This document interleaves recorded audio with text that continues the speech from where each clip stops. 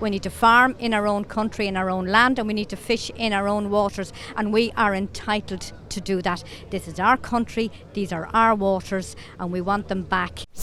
Look, we're here today in sheer frustration, primarily the lack of quota and how we've been sold out, particularly in Brexit. Only in recent times again, we lost 15% of our quota. Our allies, our so-called friends in Europe, lost 4%. Now, the excuse they gave was that we had fish in English waters and they didn't. Right, the point about it is they have plenty of fish in our waters. The Belgians, the French, the Dutch, they could have easily balanced it up by giving us some of their fish. Would have meant that everyone would have a pro-rata reduction of 6%. It didn't happen. Where was our negotiators? Where was our ministers when all this was happening? Absolutely scandalous. Would you come from a fishing family yourself? Would your father have been involved? Generations, yeah, third generation fisherman there, like, as most, we're all generational fishermen, like, you know. That's me little fella there, like, he's like hoping there's not going to be an industry. There's not going to be a fishing industry in the next 5-10 years. You know, you don't even have the public on your side. You know, hard working men, like, we're just going out to try and provide for our families, like, you know.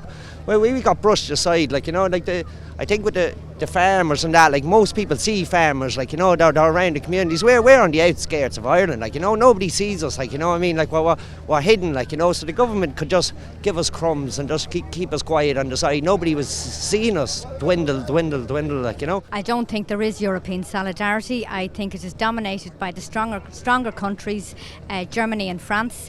They have more votes, they have more say, they are a bigger country. We are a small country on the periphery of Europe, and we are not being taken care of, we are not being looked after, because our own government doesn't seem to have any power. I don't even know what the point of having them in the Dáil. Because they just don't seem to have any kind of say or any impact, any positive impact in what happens in Ireland anymore.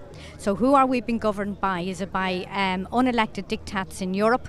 We just don't know. Europe will take your fish, Spain, France, massive quotas. Irish industry can't survive on what we have, like, so we have no other choice, only our back is to the wall and do this. Look at some of our quota. Probably one of the primary species we have, right? Sole, look, 3% for Irish vessels. These are in Irish waters. Our Belgium, 62%. Right, a valuable species, probably one of the most valuable.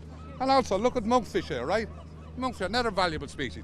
59% to our friends, our allies, French, right? And we've 8%.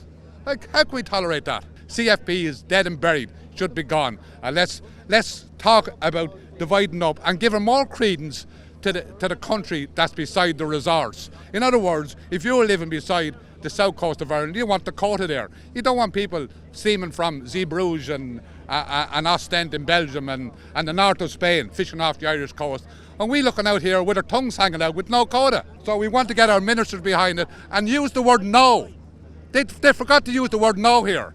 And not to sign up to some stupid deals like they did on the 21st of December and deducted us 15%.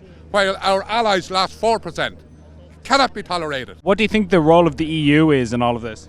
It's a plunderer. They become plunderers now. They plundered our waters. We saw what happened down in off Cork coast. Deputy Collins raised it again, where a Spanish trawler tried to ram Irish fishermen. The Spanish trawler was 4 or 5 times as big as our in our waters.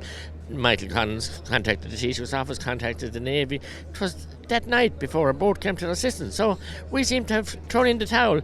They are the plunderers now, and we are left with no clothes. Well, if you look at the reduction in the value of the Irish fishing industry with regard to the latest deal will reduce it by 46 million euros. The rest of the European Union will reduce by 166 million euros. So this state is taking a quarter of the hit with regards to the fishing industry, despite the fact that we are just over 1% of the population.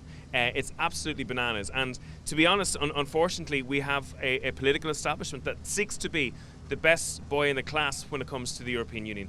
And we need to fight for the rights of our fishermen in the European Union. If that doesn't happen, we're literally going to see all our fish go across in containers and end up being sold under different flags. And when it comes to fishing, we certainly have been the whipping boys in Europe far too long. We have the richest resource, we have the greatest waters for fishing, and we've handed them away to foreign trawlers. And we've come out worse from Brexit than any of the other countries. So I think It's now up to the government to ensure that the common fisheries policy is renegotiated as a matter of urgency. It's actually dependent on the very survival of our fishermen. The rural independents, there's 5 out of our 6 independents are business. From a business background, we're all self-employed.